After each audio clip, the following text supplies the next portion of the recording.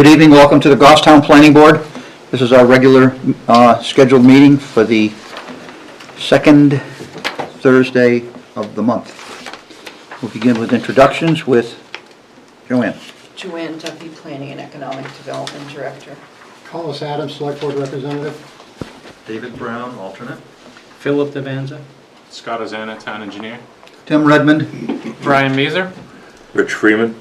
David Pearson, alternate. We have two members missing tonight, so David and both of our alternates will be going this evening, unless one of the full-time members shows up, and then we'll start alternating. Okay. First item on the agenda is the minutes from 6:13. Does anybody have anything to do with that? Motion to approve. Second.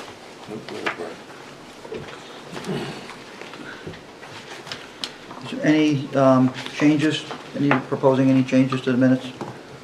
My name was incorrect on the attendance for our last meeting. Okay, Listed as Mark, I'm David. well, David. I thought you were, that's what you were last meeting. Thought I was Mark? No, David. What's your middle name? I was, no, not that either. So there's one amendment to the minutes. Well, it's just a typo. There's one amendment to the minutes. It should read David Brown instead of Mark.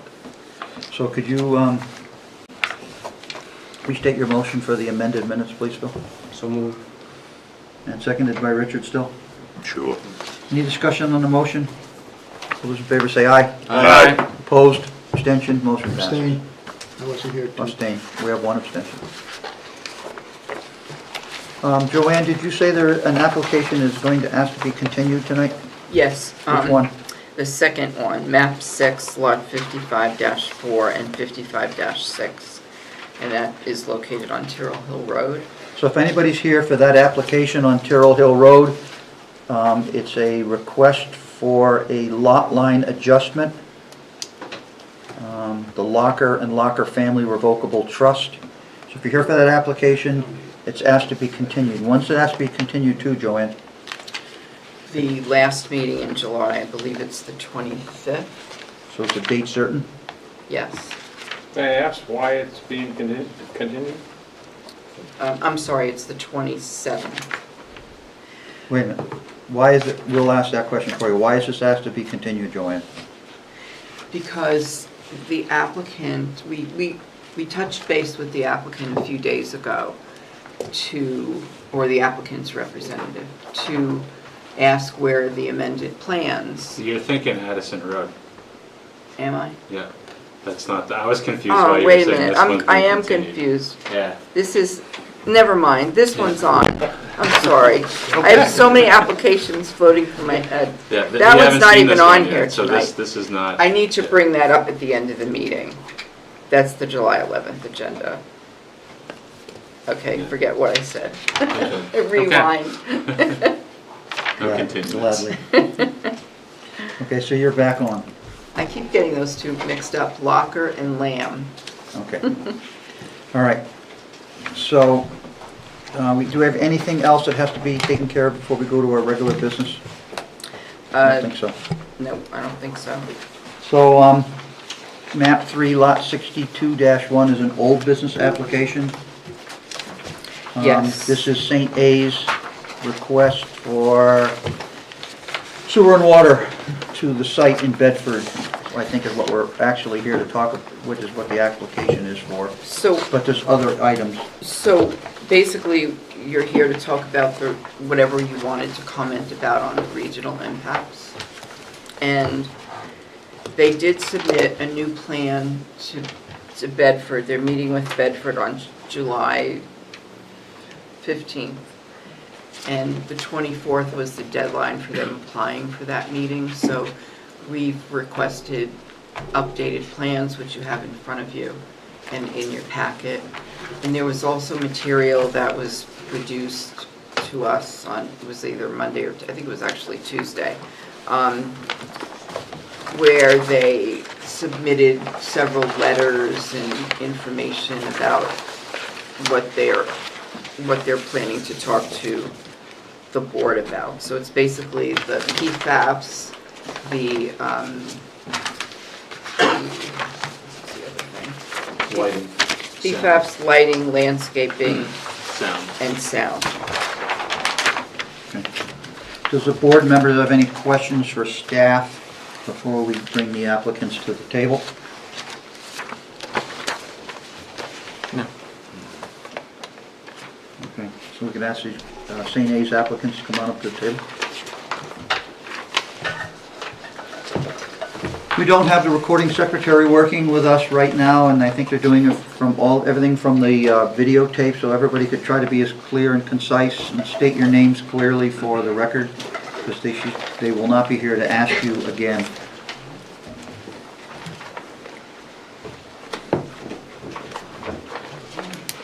Let's just pull up a little bit.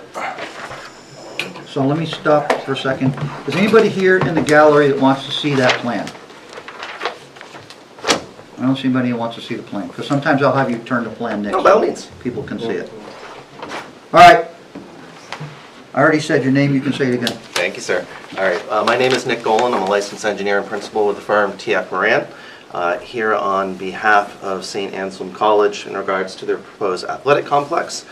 Joined with me in the audience is Mr. Jonathan Woodcock, Director of Physical Plant, as well as their attorney Ari Pollock from Gallagher, Callahan, and Gartrell. As was mentioned in the opening, we're here to address any additional comments for the development of regional impact regards to the town of Bedford. At your prior meeting, we were conditionally approved for the limited site plan that you were tasked with relative to this application. There were several items you asked us to come back and address. I'm hopeful that the information that we have resubmitted will help assist with that. I'm going to just take them one by one if I can. Nick, before you start, I'd like you to do them individually, and we'll have questions regarding them individually as you go through them, rather than try to double back on everything. All right, that's fair enough. All right, let's start with something I'm most knowledgeable about, the stormwater. So there is an updated stormwater and inspection and maintenance plan that's been provided relative to the proposed stormwater management system. I realize this is obviously was outside of the purview of the site plan review, but does fall into the bundle of goods for a development of regional impact.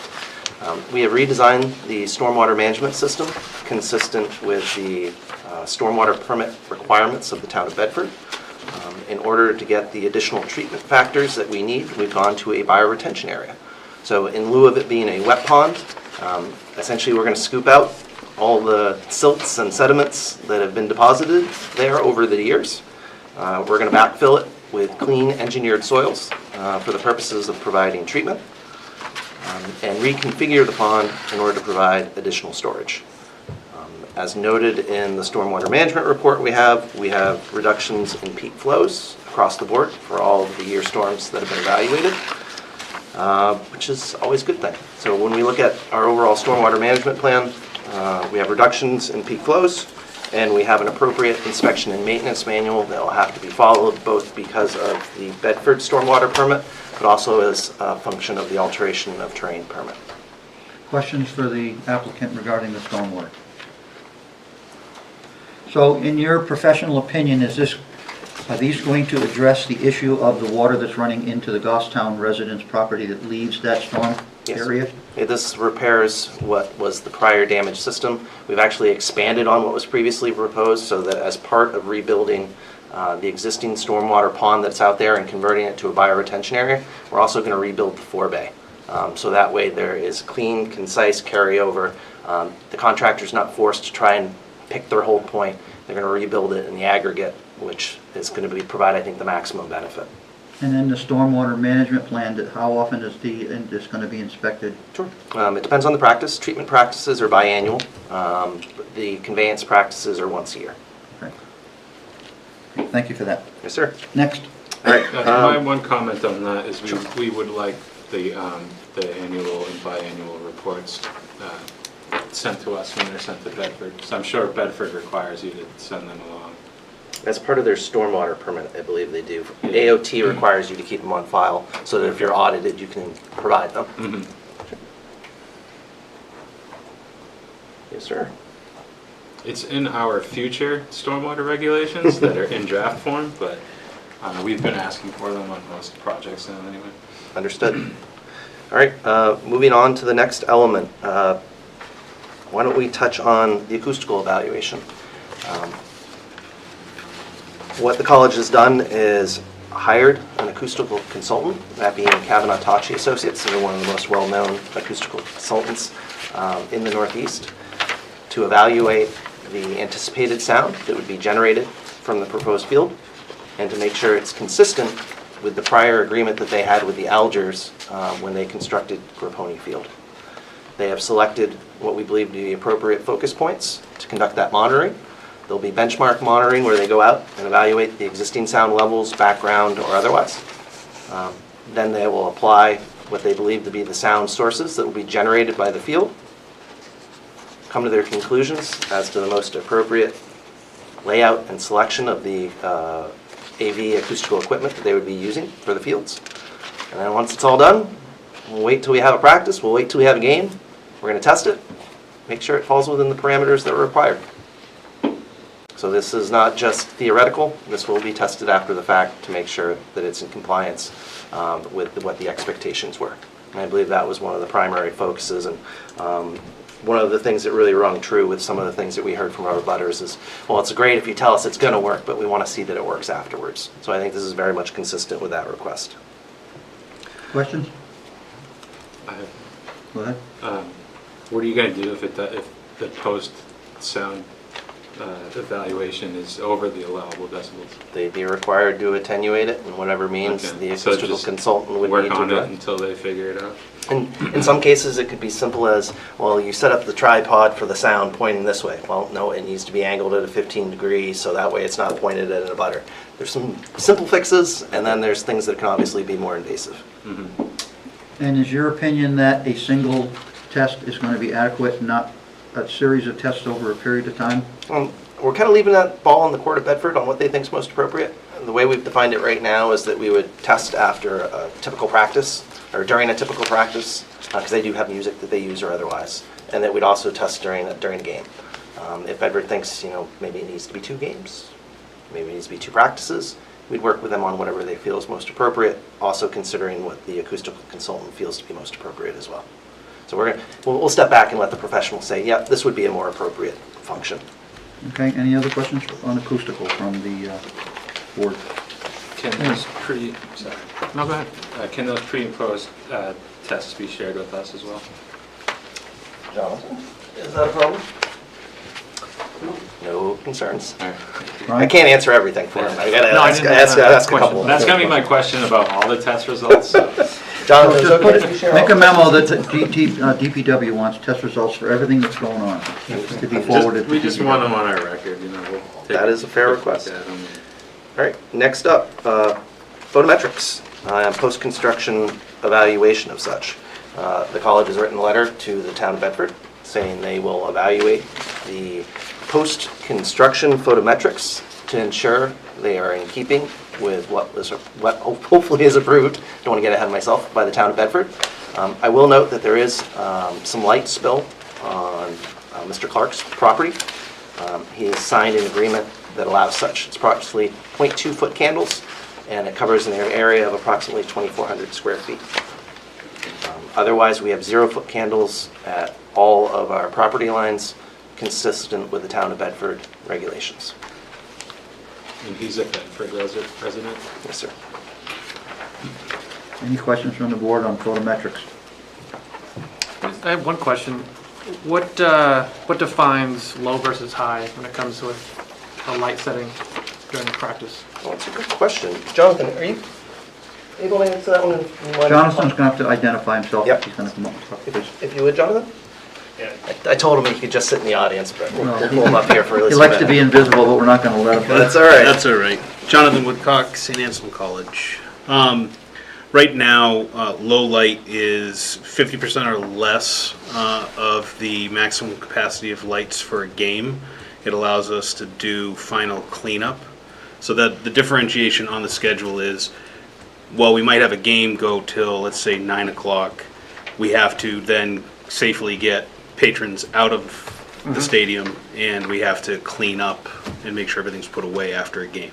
So we'd reduce from game level lighting to low lighting, which is, I believe it's roughly around the 50%. Okay. Thank you, sir. So your answer is roughly 50%?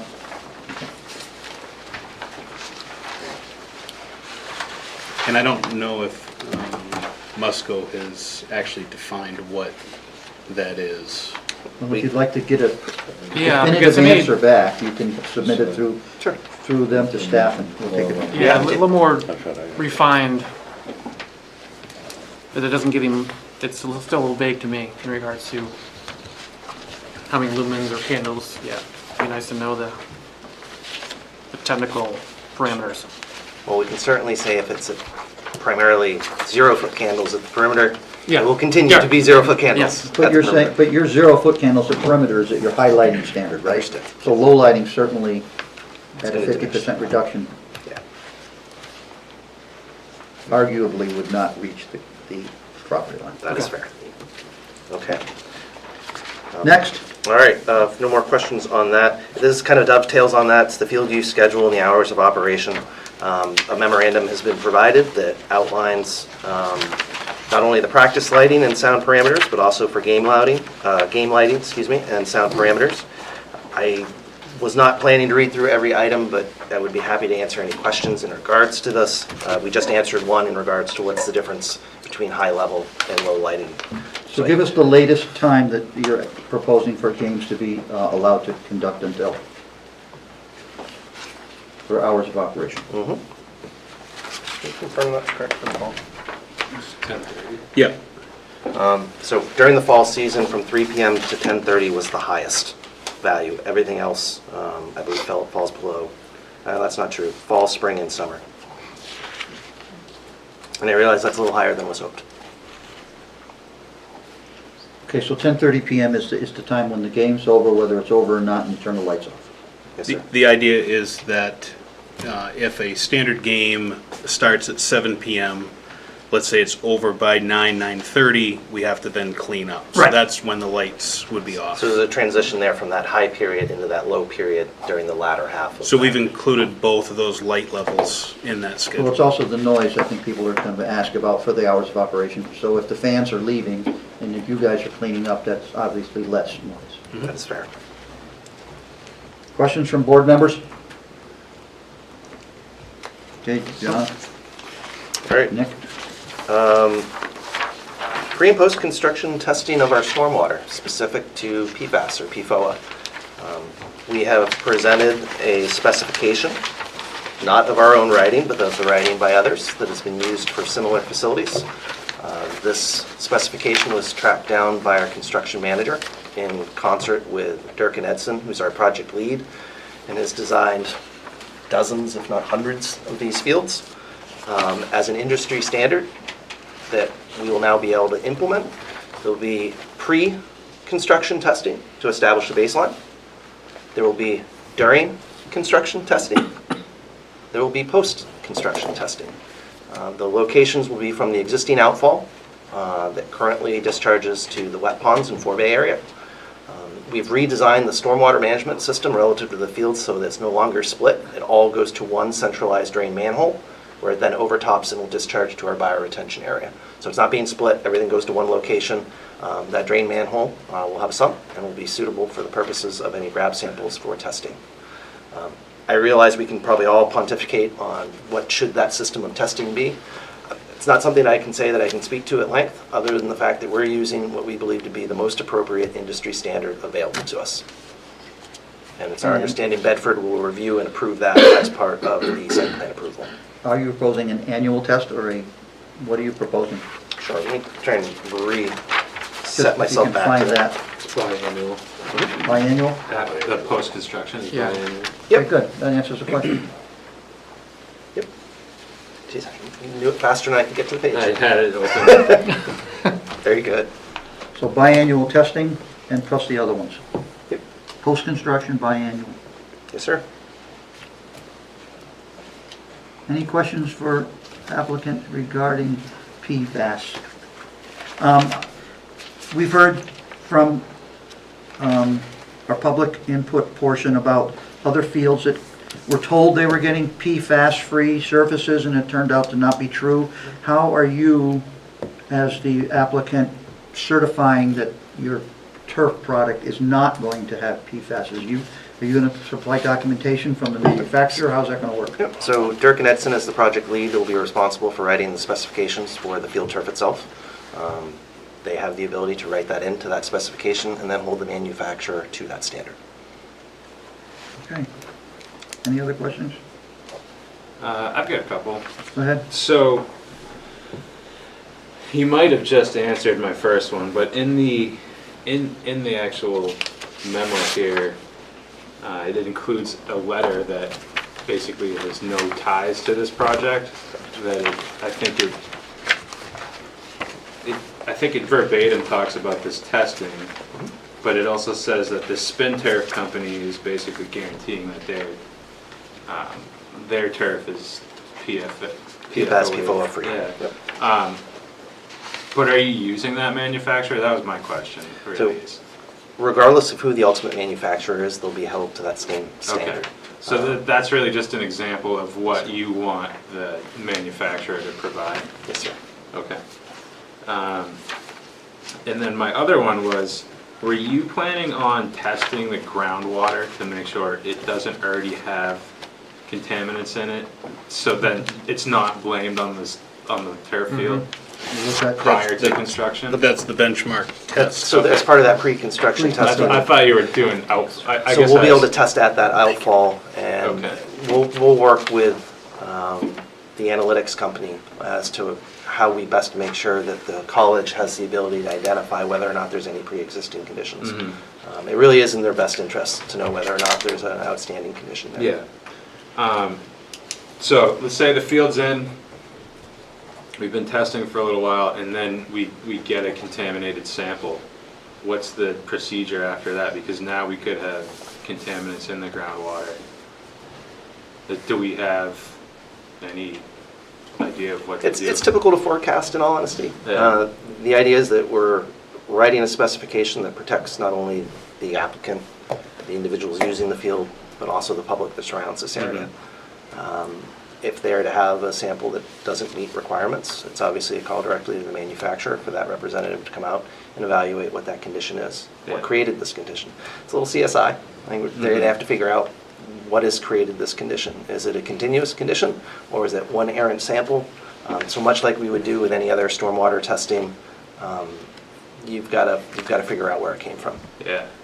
But once it, they call it a forever chemical for a reason, so I once it's in understand. the groundwater, it's tough to deal with. Pretty much in the groundwater already in place in New Hampshire. Yeah. But the idea is the ounce of Well, prevention. I don't in wanna this. forecast that right now.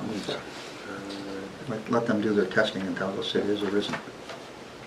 But the intent here is preventative. And the pre-construction testing, while we're talking about PFAS, you're gonna do a single test, you're gonna sort of like do several locations, you're gonna let your analytical company The analytics do a company grid on the will- property just to protect Yes, sir. yourself on the corners and the centers and that kind of thing. Yes, sir. Very good, thank you. I think the only other thing I had on that is we definitely want to be included in those test results as well. Copied, okay. He's gonna ask for your resume next. Okay. Any more questions on the PFAS from board members? No. Everybody good? Yep. Okay, we'll move on next. All right, those were the primary items I had listed. Okay. I know there was some generalized discussion about the gate. It has been determined that that gate will stay in place. There will be a request of Bedford Town Council to discontinue the remaining portion that is behind that gate that was not previously discontinued. So then that'll leave the college ultimately responsible for maintaining that, although they currently are doing that. So there should really be no change. This is more of just paperwork. So are you saying that the decision on the gate has already been made? That's obviously up to the planning board in the end. Okay, but it's after Relative your to- application is heard. Relative to Okay. our coordination with staff, that is the present path that we are headed on, that everyone has agreed to. Okay. We anticipate it as a condition of approval. Okay. Thank you, Ray. Okay. So the DPW list, Scott, are you satisfied 1 through 8? Yes, like I said, mine were mostly questions, the ones that they weren't really comments or requiring you, or asking you to change anything. We just want to make sure we have all the info we can and all those test results. Just more paper to store. I prefer PDF if you could. Certainly. Joanne might want paper though. They love collecting paper over here. Dave Pearson.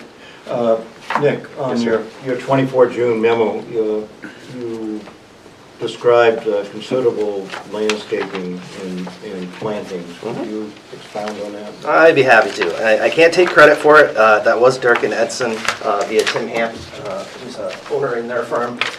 But I do have some nice pictures that we can show as to the landscaping if of interest.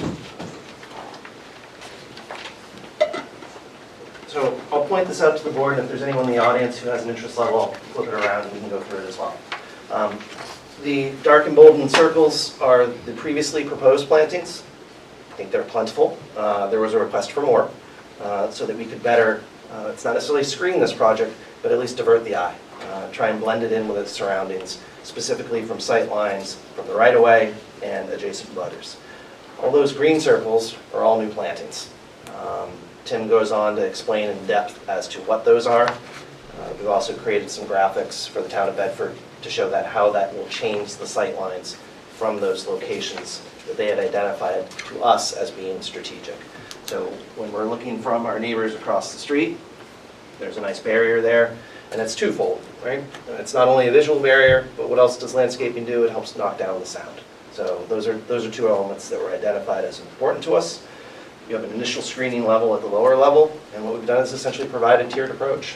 So if you don't see the first set of trees, as you work your way up the slope, you then have a secondary element of evergreens or otherwise that'll provide some shielding, and it also provides a little bit of an inner sanctuary for the individuals who are competing in those activities, help them be able to focus on their craft as well.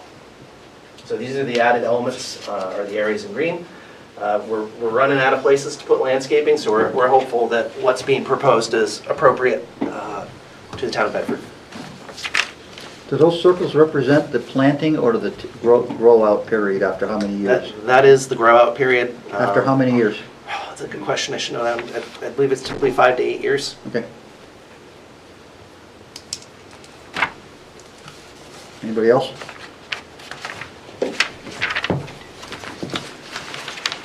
Yep.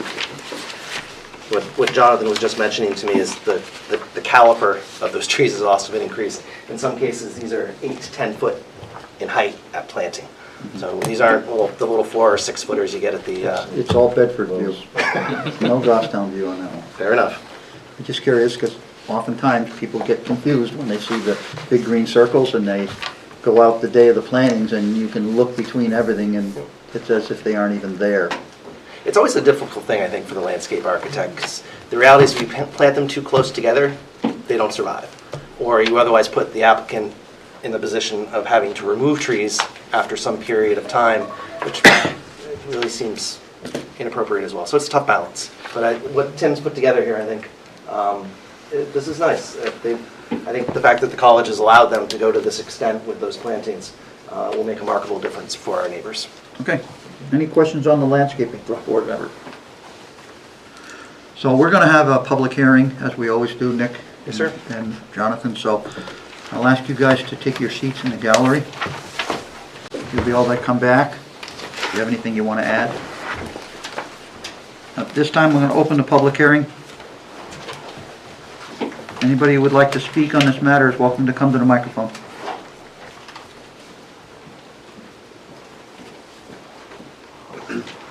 Good evening. Good evening. John Bisson, representing the Algers family. Could you say your name for the record, please? John Bisson. Bisson. Okay, I just want to make sure they could hear it so they No, I appreciate that. Thank you. they can add it later. So we've been here before, and we've heard the additional information that's been presented, and it is a step in the right direction. But historically, this has been a difficult project for my clients in particular.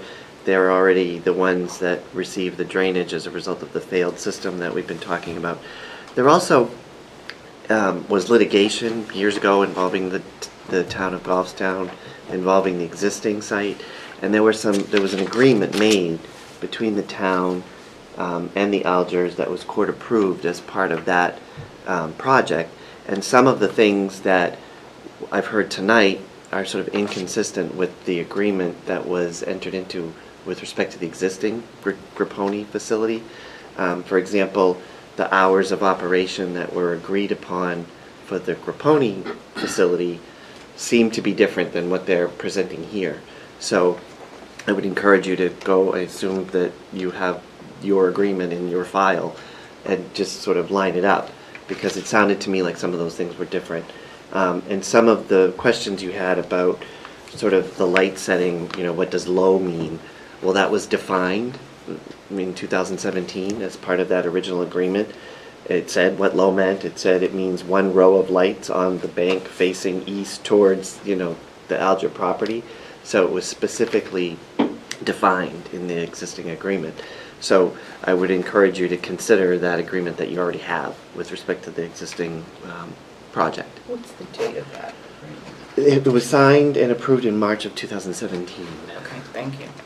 If I may ask you a question about I that? suspect that it's in your file somewhere. I don't know. This is the first you've produced this, but I thought maybe we would have heard about this earlier at a prior meeting. You didn't bring this to a prior meeting, did you? I did not, only because we hadn't gotten to the point of specific hours of Okay. operation and rows of lights and No, I think, things I'm like that. not an attorney, obviously, just by the way I'm dressed, but you can say that that was a Goffstown facility on Goffstown property, therefore we had the right to make those decisions. Oh, no, I understand. But this is a Bedford site, so I think we would like to see Bedford adhere to our prior agreement with your client, but we don't have any control what they're gonna do, obviously. Right, but as And I I'm just, assume you're gonna present this at the Bedford meeting when they have their meeting? we're gonna tell them the same things that we've told you, yes. I just wanna ask you that question. Yeah, and, but as to the point that Joanne made earlier, the issue of regional impact is sort of, I'm going back to that as things that I think as a board, you can present to Bedford as well, that these are some of your concerns from a regional impact standpoint, that you had this in place for the existing facility. You obviously can choose to do what you know, I'm not trying to say that. And then, I don't want to belabor it, we've talked about lights and noise and traffic and all of those things. You know what our position is. The most significant concern that we have had, as you probably have anticipated or heard, is the issue of PFAS. We've heard that PFAS is a problem throughout the state. People say we probably all have it already. I don't know if that's an appropriate standard to say we should allow more. I don't know, I'm not a scientist, so I don't know that part of it. What I heard tonight is that we are using, I wrote it down, using the most appropriate standard available to us at this time. That's the standard that they're using to measure PFAS. I don't know if that's the right standard. I'm not a scientist, but it seems to me the folks in Portsmouth and Merrimack and Pembroke that have had this issue come up may have some resources available. And I just am very concerned that once it is in the ground, it's a forever chemical, what is the consequence once it's there? We've heard that we'll have folks come out and the scientists will look at it, but once it's there, it's there. So whatever you're able to do, whatever you choose to do with respect to regional impact, to me it's appropriate conditions that can be confirmed and then have consequences. If there is a condition that fails and there's PFAS in the ground, like this water diversion system that was supposed to prevent water from going on the Alger's property, that's in failure now, and we're still talking about improving it and fixing it. Why they haven't fixed it already, I don't know, but we're still talking about that as a future event. If there's a consequence, we're good. So if the condition fails, then St. Anselm College should step up and fix it. And if that means do what the folks at St. Gobain had to do and provide water purification systems for communities in Merrimack and Bedford and all over the place, that's what they should do. And I haven't heard St. A say that. I've heard them say, we'll get the scientists out and we'll argue about the source. That's all I have. Thank you. Thank you. Anybody else would like to speak on the matter regarding this application? Seeing none, we'll close the public hearing.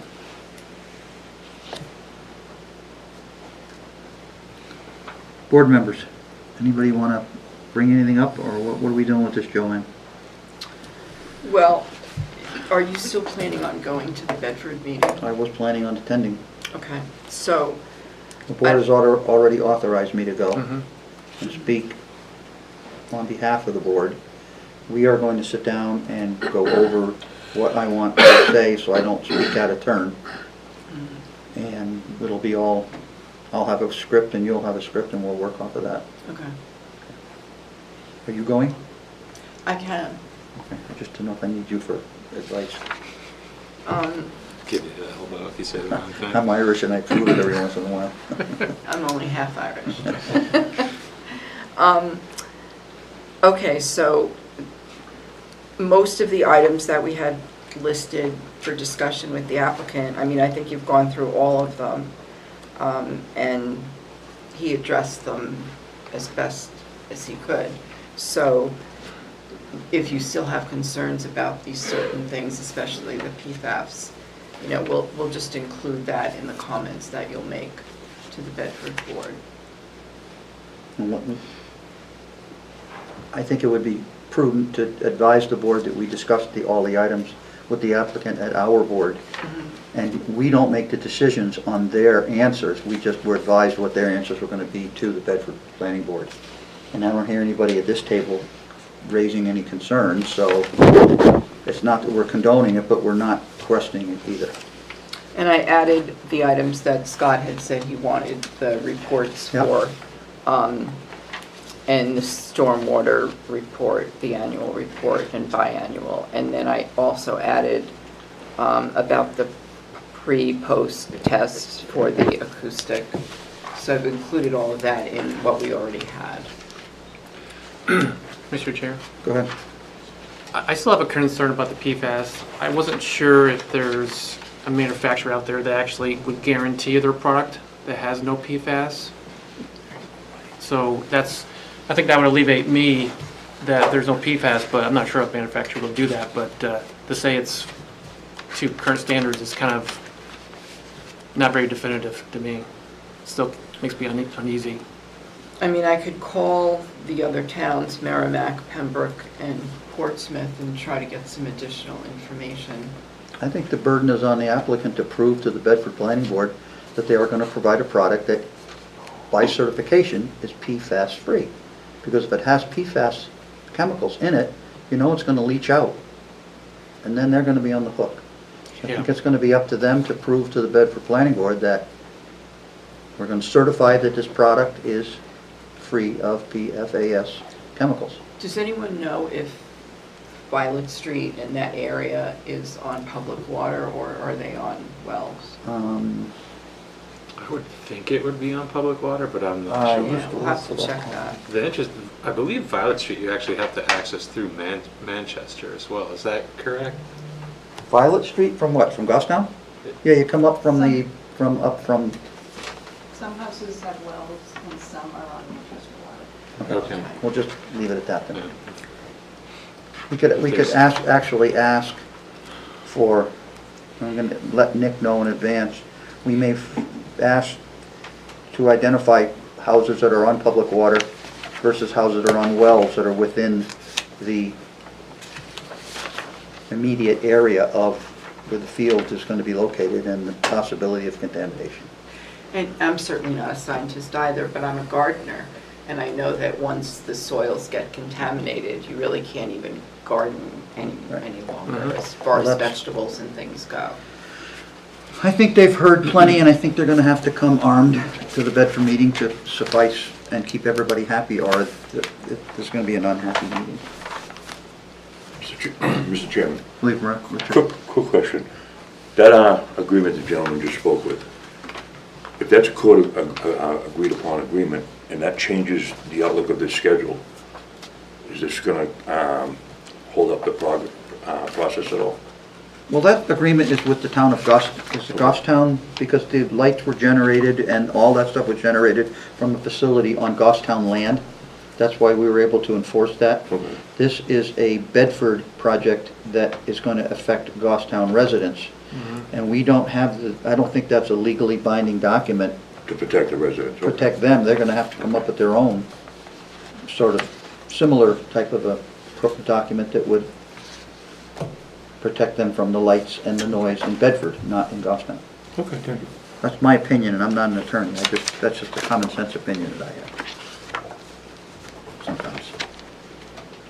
And as far as the schedule goes, I don't know how How it differs. how it would really,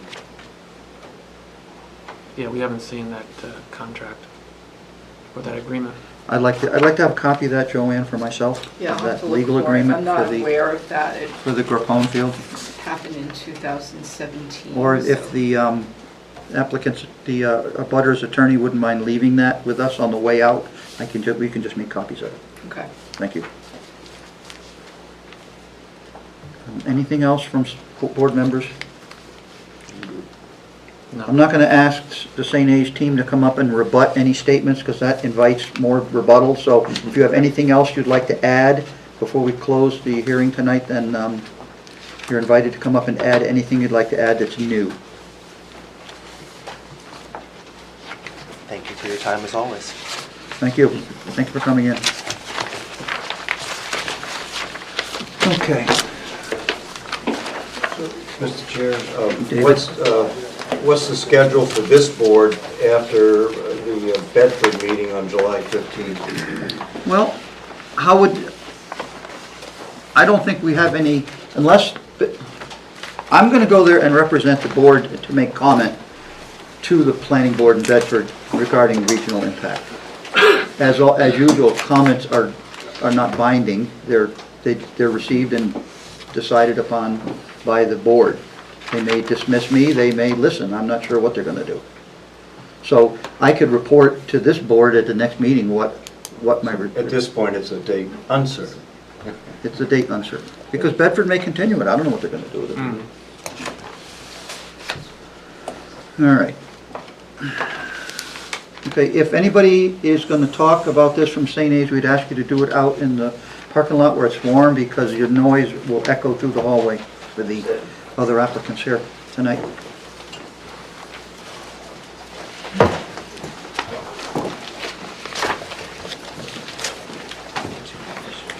Good night. Okay. Okay, our next application is new business, map 6, lot 55, 54, and 55-6. We're going to follow the recommendations from staff and do a motion for acceptance first before we do anything. So Joanne, is this application complete and ready for review? Yes, it is, and there's no regional impact. So this is map 6, There are 2 waivers, though. okay?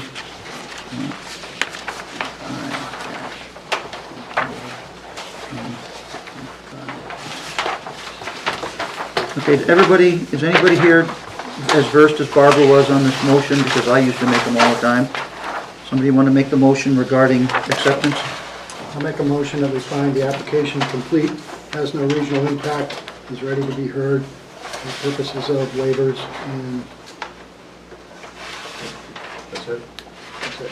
And waivers for the purpose of acceptance only, Right, discussion. yeah, yes. Second.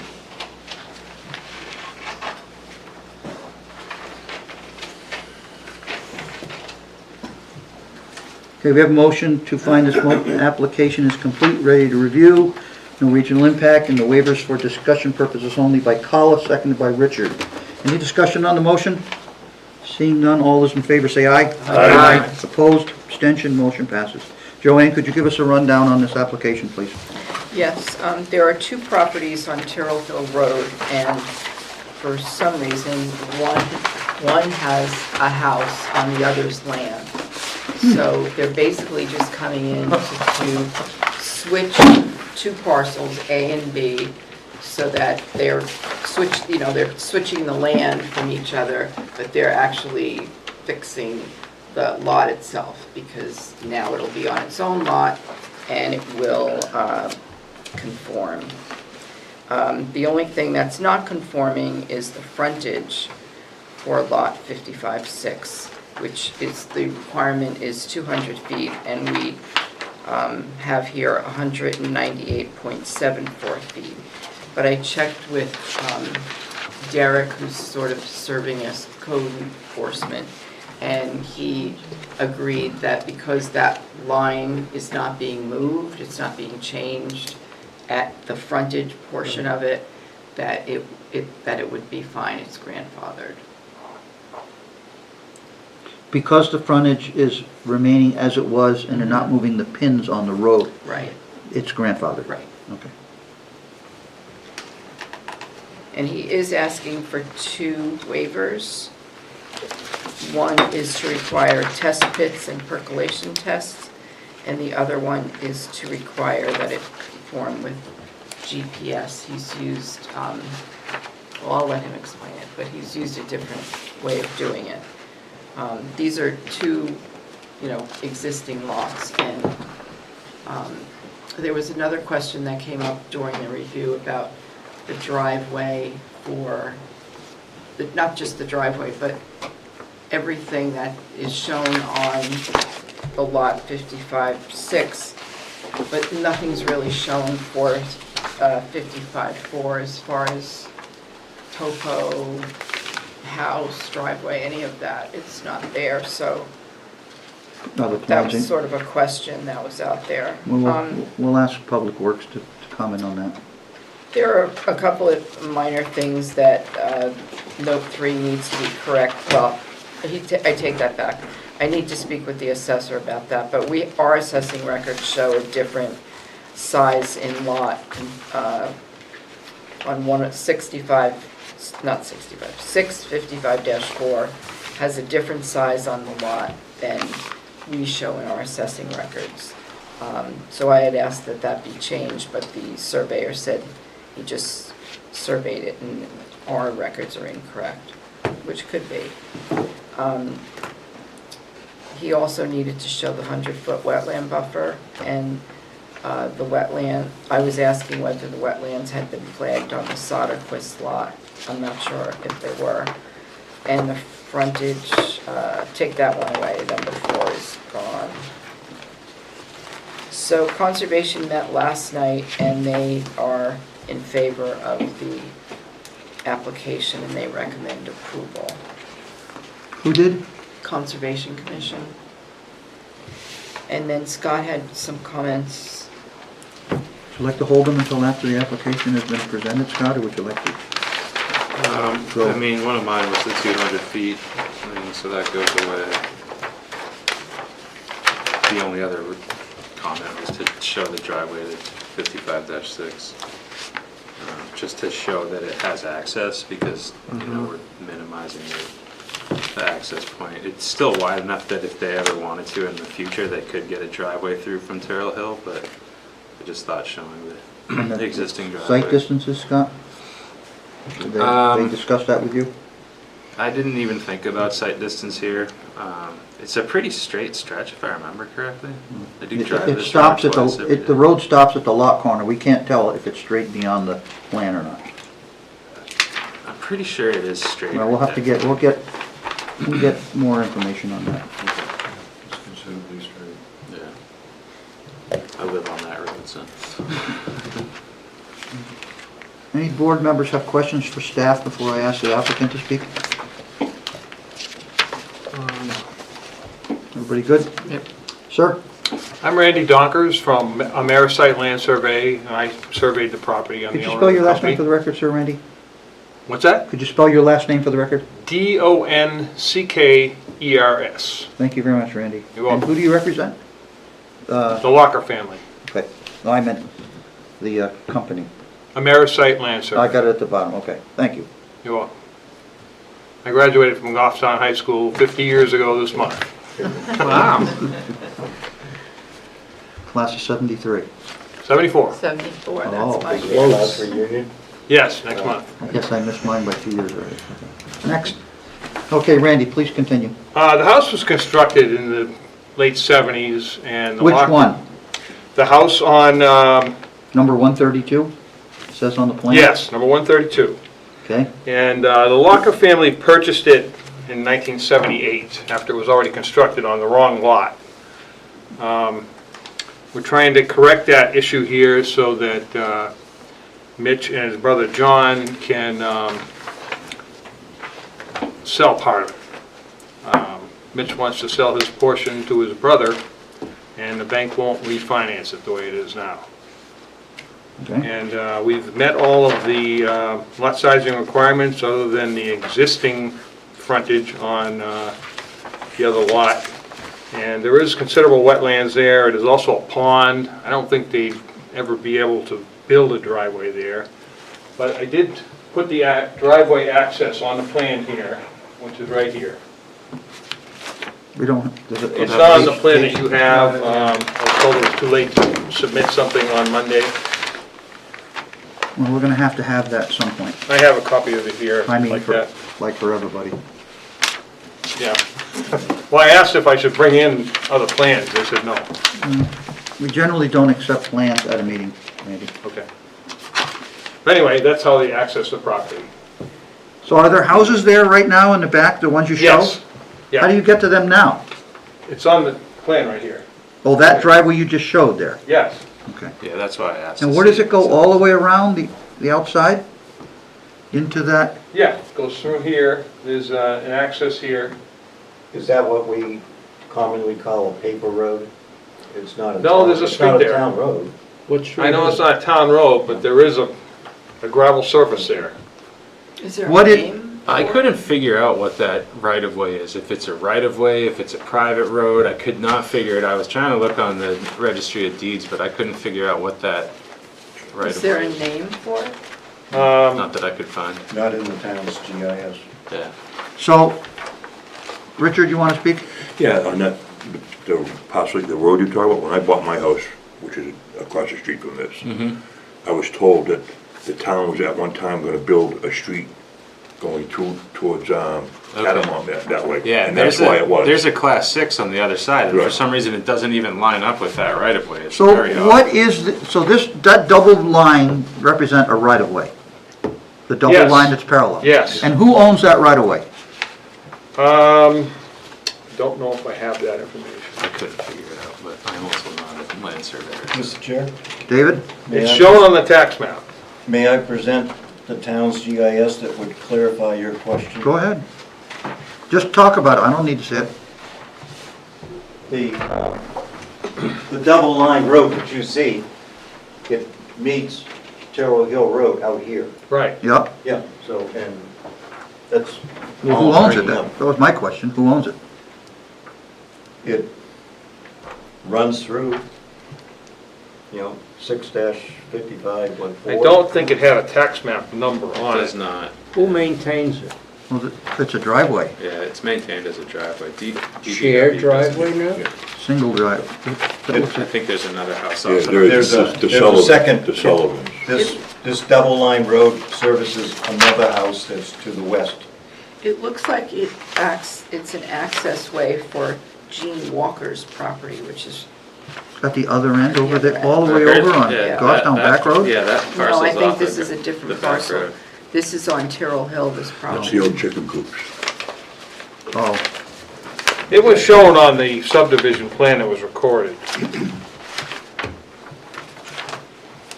and are those two individual homes there on that parcel in the back there on proposed 655-6? Are those two individual homes, or is that one parcel, one home with an accessory building? Out here? Yeah, what are those? Are that two single I homes? haven't been over there. I digitized that. Well, it's important information because it's a subdivision plan. We're gonna need Well, it's information. not a subdivision plan. We're just relocating a lot line. It's a lot line adjustment. We're not creating any new lots. Okay. All right. Bill? I'm a little confused. You're proposing to change the driveway to this property? We're not proposing to change anything other than the line that's invisible. It's the lot line. See, they wanna move the line to the proposed line to get the former lot line out of the middle of that Yeah, guy's they're house. doing a land swap to make the. I know, I understand that. okay? But where the driveway, currently, where does the driveway come out on Terrible Hill Road? Okay? For this house? It comes out on the right of way. Existing house 132. The driveway is shown on the plan. Yeah, that one, that driveway we have, that's right in there, yeah. Okay.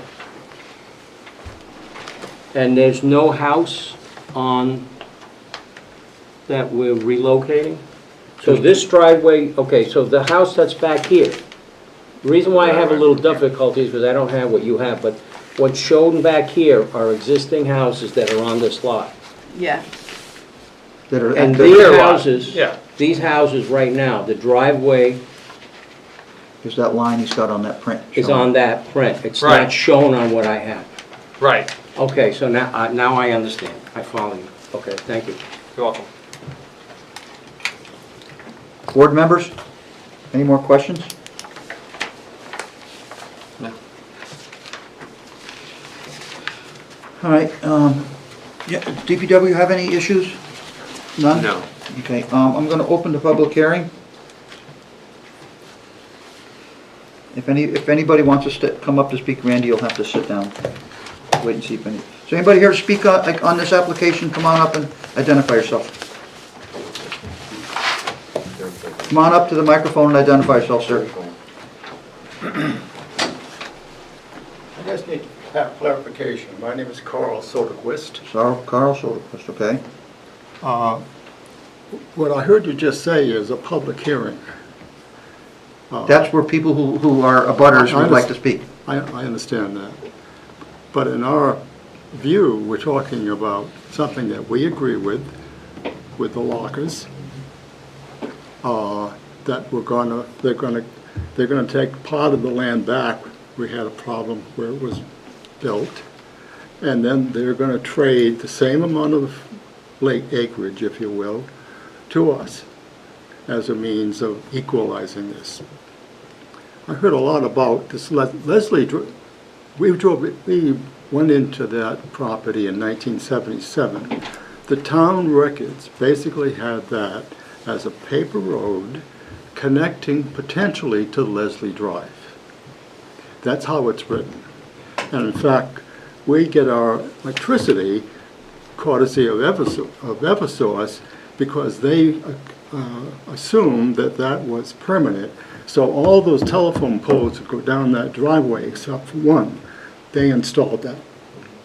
So it's important to realize that we really want to keep that same driveway, if you will, for us there, because if the town changes, and that's going to be one of my questions, with this swap of land, for us to create a driveway from our house now through fairly amount of water and very large granite, it would be just prohibited.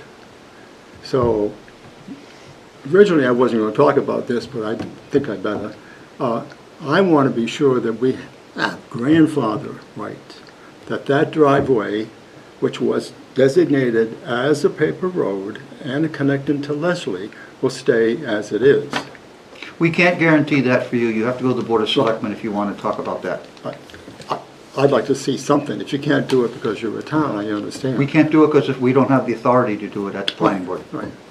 I don't So- see any reason that you guys would suggest that, though, with We're, this. we're not Yeah. talking about it. Yeah. We're not talking about that driveway at all. Right, good. I Anything thought that happens, you were going in that anything that direction. may happen in the future is Yeah, a civil okay. matter. That's fine.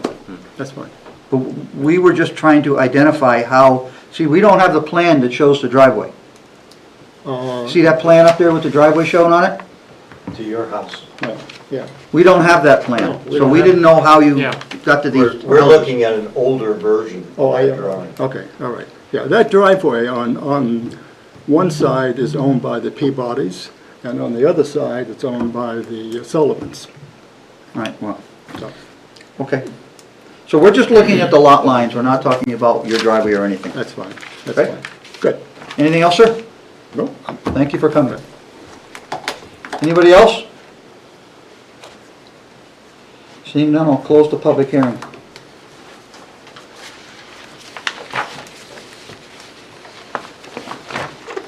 Board members have any questions regarding this lot line adjustment that's being requested? I don't think so. I'll look for a motion then, one way or the other.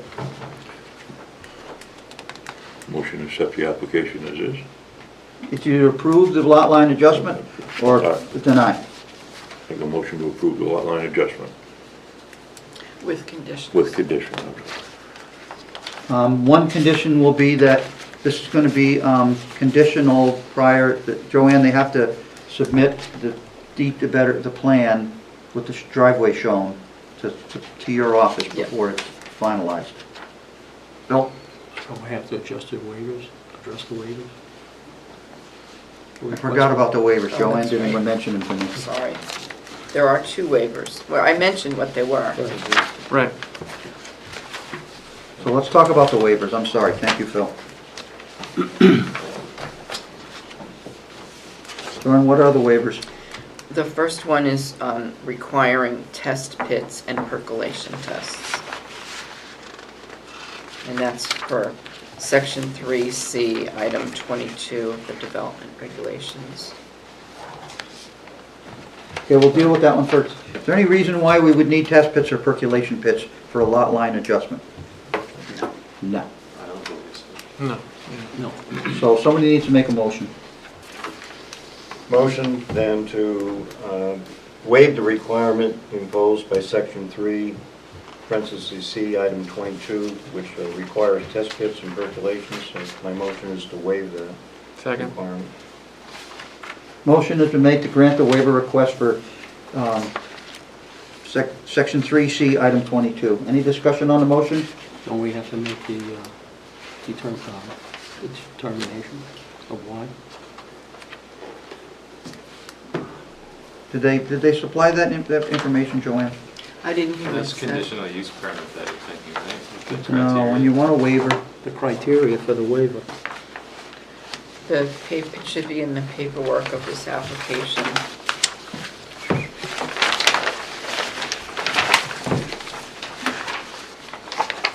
That the plan is attached to.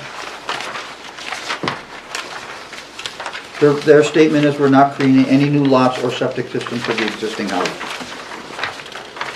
Anybody want to take a motion, argument with that? I think that suffices what you were looking for, Phil? Yeah, I believe so. Wasn't there a comment from the Conservation Commission on this? They said they approved it. Yeah. Okay, I just want to make sure, I may have had it confused with the other one, that they were talking about something about the boundary of the wetland to be extended, and I had it confused with the other one. No, they had no issues of concern. Okay. Okay, so motion was, we made a motion to grant it. Did we vote on it? Yes, right? Everybody voted on it? No, we haven't. Okay. Not the waiver, no. No, not the waiver. On the waiver. Motion, so motion's been made to grant the waiver on Section 3. C, item 22. 3C, item 22. Any discussion? All those in favor say aye. Aye. Opposed, abstention, motion passes. Section 3C requires GPS. Could you explain that, Scott? Or Joanne? It says it has to do with topography elevations. NAD 83 and the vertical datum. Is required, and you're asking to do it off the GPS. Right, we had met September 21st and discussed what would be required. Right. I was told it wouldn't be required. It's not typically for a lot line adjustment. Yeah, no, I don't see. You're not any creating reason any to new require lots, that. and it's, the elevations are on the GPS disc number. The fact that the moving the lot line is improving, making an improvement, I think is, should be also noted in there as a reason. Because we're making an improvement. Yeah, The lot line adjustment is improving it because the house is currently going to meet the Yeah, setback. that can be part of our approval. Right.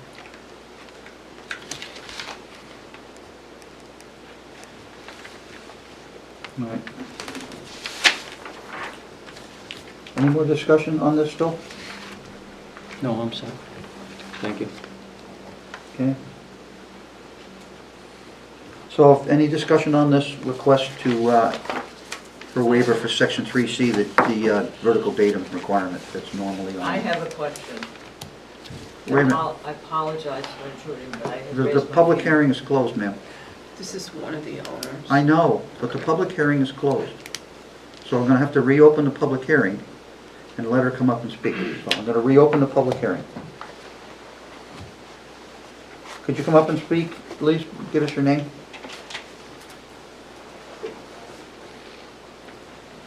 My name is Janet Soderquist. Okay, Janet? And my concern is there is a lot of conversation going on, and both my husband and I have significant hearing losses. So I would only appreciate it if you could speak during the discussion so that we could understand what's being said, or is there another way we can get a copy of that discussion? Well, we'll have a posting of the minutes later on, after the minutes have been recorded. And generally speaking, when people have a hearing issue, we are notified in advance, and we try to make accommodations for people that have hearing difficulties. So as much as we'd like to you would be able to hear everything, we didn't know about this until just now, when you advised us. So we'll be happy to speak up and speak louder if that will help you hear better. Or you folks can move up closer if you'd like, and stay right there at the table if you'd like, where you can be closer and hear better if you prefer. Do you want to move up? Are you going to continue? Yeah, we're not done. Do you have Comcast Yes. at your house? Because there's the channel 22, and you can watch the meeting like a couple days from now. It'll be on there. It'll be streamed on channel 22. Or Right. Is YouTube. there any, Or YouTube. You can crank the volume. we obviously, this is all new, this Yeah. whole situation. And perhaps in our naivete in this, we felt as though it was just an issue with neighbors and that we found a simple solution, or a simple solution was presented to us. However, there seems to be a lot of complexities that you're discussing, and you should, and we appreciate that you're playing your role. I just need to feel like there aren't issues that are going to become problems associated with our property. I don't foresee any issues. I mean, the only thing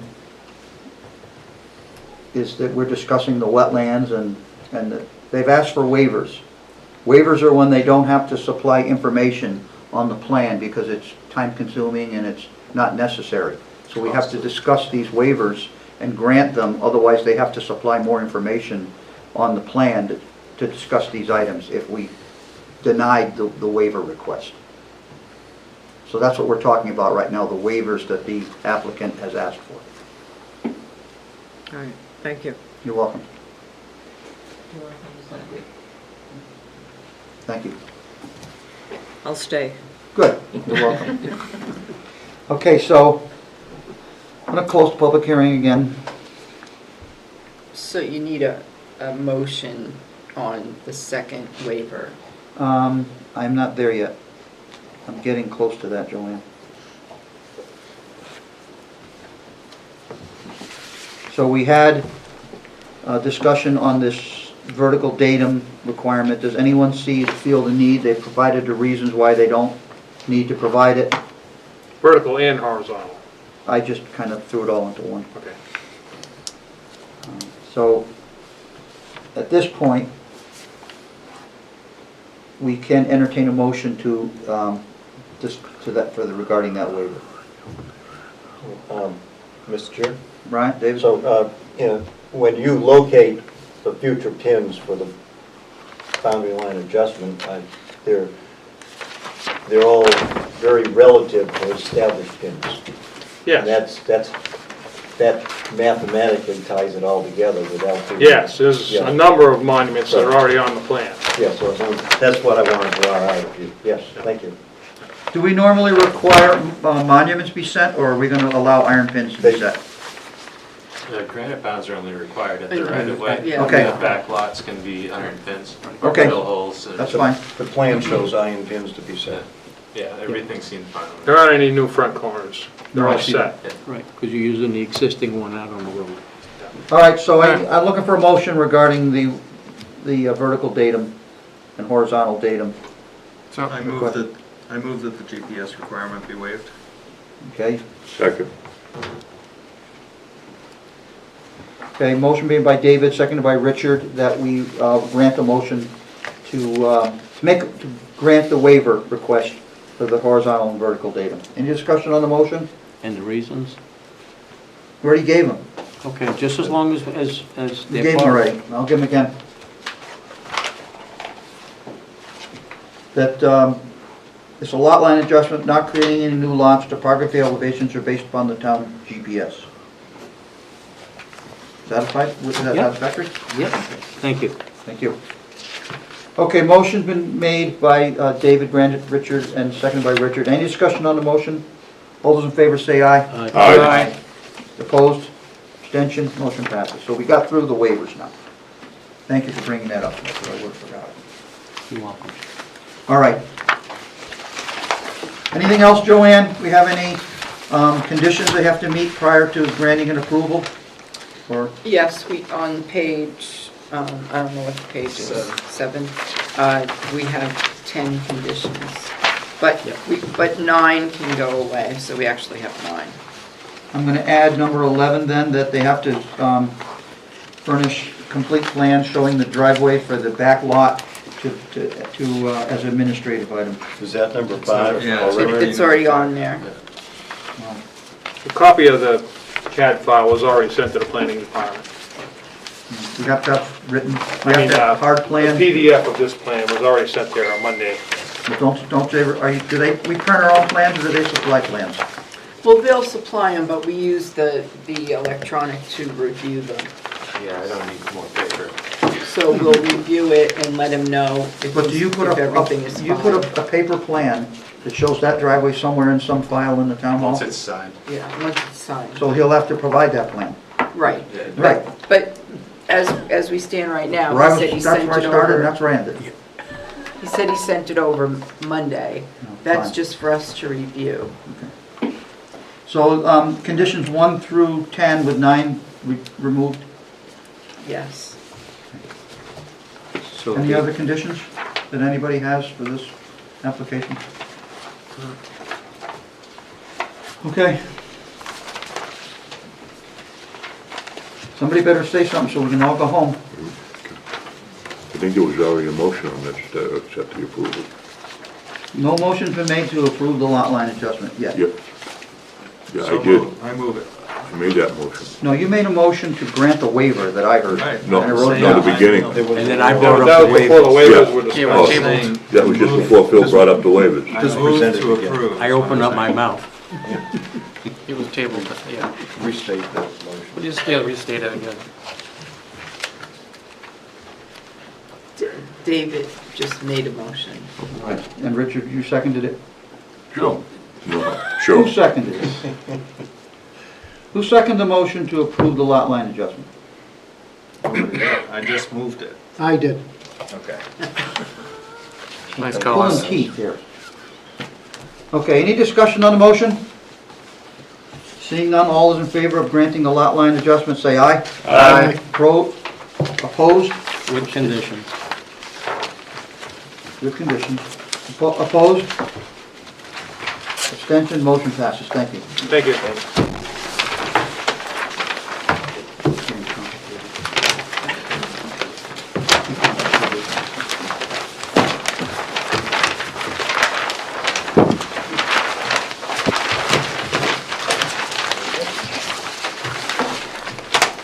All right, Joanne, we have another application, a new application. Is it conceptual? Yes. Map 6, lot 1. Does this have a formal application that needs to be accepted at this point? No, this is just a conceptual. We had a CRC meeting last week and we met with the applicant and, so they've already heard some of the department's comments, but they'd like to show this to the board and see what they think. Well, since we have nothing to vote, to accept it, Joanne, give us a rundown. So this is, property is located on Tower Lane. It's one of the last remaining 3 lots. TSM Tower Hill Holdings purchased the property recently, and they're currently located in Ware, and they would like to move their business down to the Tower Lane site. They would be building a 2,400 square foot building with overhead doors, and the business I is... think it's actually TMS, not TSM. That's correct. That's Yeah. correct. TSM. That's what the shirt says. TMS, yes, TMS Tower Hill Holdings They is the, changed the name. And they didn't change it, the name's been like this for the last 15 years. So what they do is they repair diesel vehicles. The site is serviced by municipal water and private septic. So tell us about the zoning in the area, Joanne. So the zoning for this particular site is commercial industrial flex zone. And this particular type of business is permitted. Is this an approved use in the zone? Yes. Of any, so they don't need a variance of any kind? No. Okay. So that's The outstanding issue, probably above everything else, is Tower Lane and who's going to upgrade it or redo it, basically reclaim it. I think I need to make a phone call to the owner of Tower Lane, which is Mr. Silvestri? Silverberg. Silverberg. So let's, before you go say anything else, tell us what the status of Tower Lane is, because some people don't know what's going on down there. Okay, so Tower Lane is the main road that Has it been accepted by the town? Has not been accepted by the town. Important words. That comes into this project and it ends in a cul-de-sac. And when the other businesses were coming in, that no one really took responsibility for Tower Lane at first. And then when they did their project, the self-storage facility came in and the planning board had discussions with them saying, you know, who's maintaining this road? So they said that they would maintain it as far as like, you know, winter maintenance and that kind of thing. They wouldn't really do any improvements. They didn't do any improvements to it. So it never had its final coat. So it's really falling apart. There's cracks all over and it's in Wait a really minute, I bad thought they shape. paved that section next to the gas station. That down. section, Yeah. yes, it didn't go all the way. But to not, the cul-de-sac. once Well, you you pass. see, Joanne, you're saying that the people that came in and did the self-storage, that none of that got paved. That all got paved down to where the self-storage access driveway ends, and that's where the top coat stopped. Yes, but that's not really Tower Lane. Tower Lane comes in and goes down. I wish I had a plan. Oh, there it is.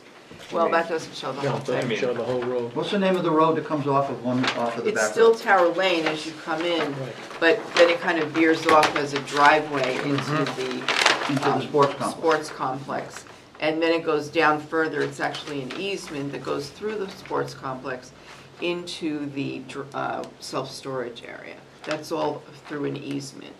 So they were using, the other businesses were using these easements to access their site versus using Tower Lane because no one wanted to make the improvements. So, Can we approve a building on a road that's not accepted by the town? No. No, well, if it's a private road, you can. it's not a private road. Well, it's not anything right now because no one has, currently it's a private road because the town never accepted it. Well, it's a slippery slope, and we need to get an answer on what we can approve and what we Well, can't. that's why I think we need to speak with whatever the owner's name is, Silverberg. The last time we had this discussion, I remember parts of it, and I'm not sure if it had anything, if it was, how far before, if it was because of the dome when it came here, or it was issues before, because we had issues prior. I remember they had Jersey barriers in there at one time, and we had this whole discussion, and I don't know, I don't remember where that ended. They had the blocks right past the gate to the self-storage units that you can see Right. from the road. And that was chained and blocked because no one was allowed to go down there. Correct. And then the fire department made them remove. Because we approved an access to the Emergency, self-storage units yeah. down at the bottom off of the cul-de-sac. Right.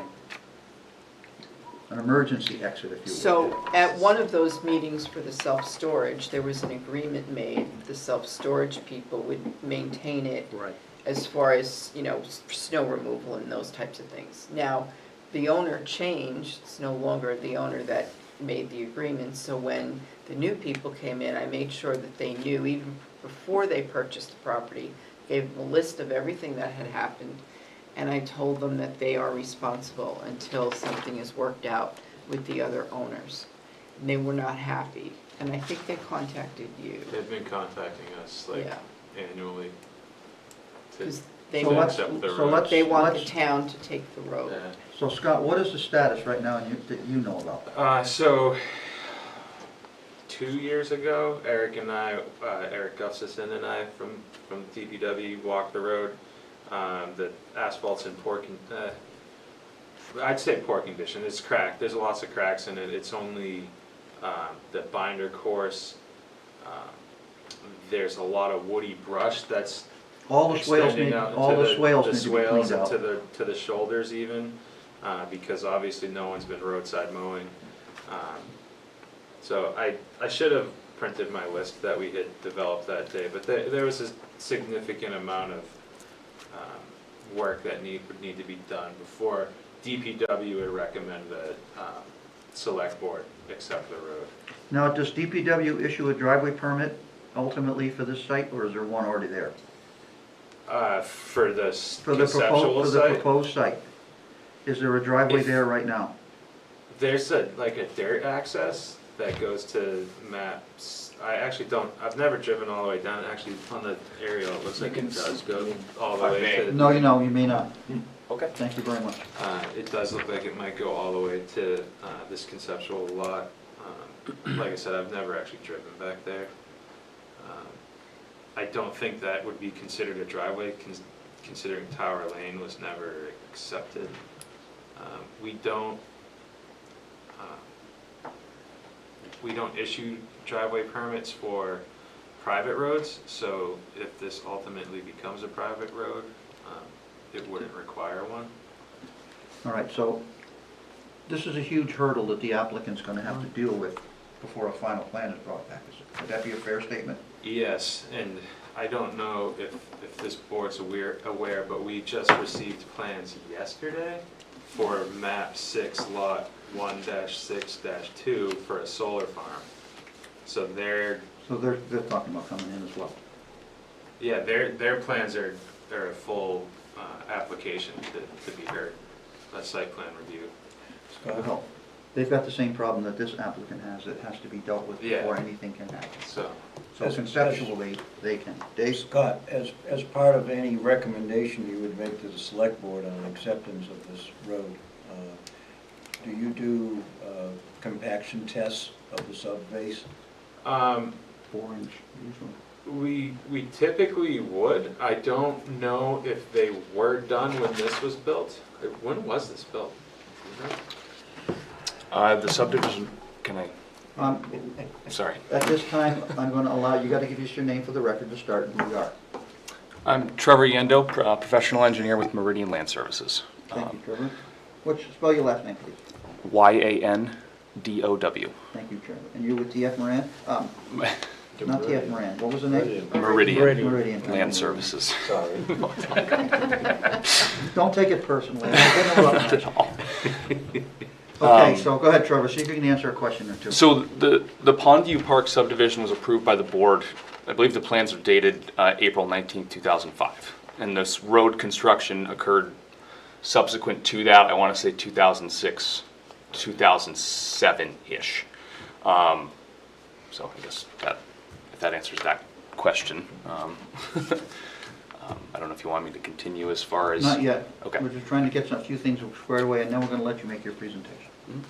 So Scott, it sounds to me like this applicant and the solar farm applicant together are gonna have to figure out, and plus we have a driveway that crosses someone else's land from the looks of it. There's actually an access easement. There's an access easement in place? Yeah, that's what that dash line is. Okay, so that's not an issue. No. Yeah, they must have done that because it's big that area. Okay. So Trevor, I'd like you to make your presentation, please. Thank you. So I guess we're here conceptually to discuss, get thoughts from the board. We did meet with the TRC on the 19th last week and got some good feedback from them. So again, hoping to do that with the board at a conceptual level tonight as well. In the audience is Zach and Leah from TMS Tower Hill Holdings, representing the applicant. In terms of the overall scope of the proposal, TMS Diesel does diesel vehicle repair, maintenance, servicing, and this would be their a new shop that they'd like to open. They've outgrown their existing facility, and this commercial industrial flex zone property was a prime opportunity to do that. The property is 12.5 acres. There is a significant, obviously, wetland system that's noted on the subdivision plan as well, that we're kind of abiding by in terms of access. The Pondview Park subdivision, there's 2 subdivision plans that were approved. One of them, the first one in 2004, these back 3 parcels were just one single lot, and there was a subsequent subdivision approval that subdivided it into these 3 parcels, the 3 remaining vacant parcels. They all derive access from a single point. Then there were access easements depicted on the approved subdivision plan, and there are executed easements recorded that allow access not only for the town but for the successors of the owners of those lots. Again, they'll all be deriving access from the same point. As Scott said, with the solar farm, there'll need to be some coordination, I guess, because if we're all accessing from the same point, there are going to be design aspects that might drive what the access needs to be, particularly for TMS Diesel and their business. They don't just service, pickup trucks and dump trucks, but they do other construction equipment as well that would come in on bigger lowboy trailers. So likely that's going to drive the access. The access for a solar farm is, not nearly as intensive as what they're going to need for this site. So we are going to be working in concert with that application kind of moving forward. Again, we're kind of just getting into our application, and it seems like they're a little bit further along. You said they've submitted formally for a site plan, or Only yesterday or the day before. Yeah, and it's Hoyle Tanner, correct? Right. So that'll be in our directory kind of moving forward in terms of coordination with them. The site itself, just in a general sense, the building itself, I think, and Joanne, I think you had said it was 2,400 square feet, but the total building, so 2,400 is this front portion, which is more of an office sales place. This rear portion is a kind of high bay, it's the repair shop. And it's 12,800 square feet, so total building square footage is 15,200. And then with that, obviously, 360-degree access around the building, not only for fire emergency vehicles, but for the trailers and equipment that are going to be bringing these vehicles in, they're going to get serviced. We've got, parking for customers and employees up front, and then the rear portion is larger spaces to be reserved for vehicles that are due to be repaired and then picked up and left the site. In terms of other improvements to the property, it's going to be municipal water, private septic, and then Eversource Electric, as well as there will be stormwater associated, will be subject to alteration of terrain, and the Goffstown stormwater ordinance as well. So again, we're not that deep into it at this point in time. We're still kind of getting the 40,000-foot view, but that's the general gist of the development. I guess I'm happy to answer any questions from the board, thoughts on the layout. Happy to answer any questions business related. I might defer to Zach or Leah, but again, yeah. Is public water already in place down Power Lane? I believe the sports dome might have brought it further down, but to my knowledge, it's not all the way to the end. So there would be a portion that would be shown on your brought. Yes. Yep. I don't know exactly what the length is, but there will need to be additional. This may be a beginner's question, but I don't see the blue represented on the legend. What is the blue behind the building? Stormwater. Oh. Yeah, it is not on there, my apologies, but yes. And another question, how wide is the proposed driveway? This is 24 feet. So plenty for two vehicles to be abreast. Yes. And you would, on your plans, you'd have to show our largest fire equipment turning maneuvers. Yes, and that'll be done obviously in the formal site plan, but the lowboy trailers are gonna drive what it is. If they can make it, the fire truck should be more than able to make it. At TRC, did they give you the whole list of the usuals? Dumpster pads, snow storage? Lands, yes. Yep. You've got lighting ordinances you have to adhere to. Yep. Night sky ordinance. Yep, I mean, obviously, the road was a point of discussion. The stormwater, Scott had mentioned traffic, in terms of a trip generator. I'm not anticipating this to be a really intense use, but one that we would provide a memo report for. Yeah, if you're over 30 trips per day. Right. You just need like a memo. Yep. I think it's described as a letter. Yes, traffic letter. it's like the second tier, I guess, or Yeah. not a full impact study, but, and then, yeah, I mean, snow storage dumpsters, access, so one of the items, and I'll just turn this around here, so just kind of a zoomed in view of the building area and the parking. With vehicles being stored back here, there would be security fencing around, basically from the front face of the building, around the back of the site. One of the comments that fire had indicated to us was obviously they need to be able to access back there, so whether it's a Knox lock box or some other, universal key or whatever, that would be done in concert with the fire department through the site plan review process. You're gonna be doing on-site stormwater management? Yes, so the parcel generally slopes east to west, and there is a portion kind of that does flow down to this wetland system that we would, we would be avoiding to the greatest degree possible.